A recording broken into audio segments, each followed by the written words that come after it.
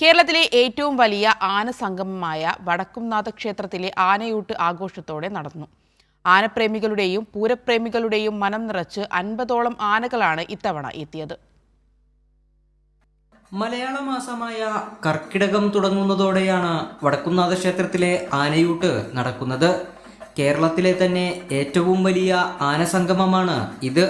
പതിറ്റാണ്ടുകളായി ക്ഷേത്രഭൂമിയിൽ നടക്കുന്ന ചടങ്ങിൽ ഇത്തവണ 50ഓളം ആനകൾ പങ്കെടുത്തു.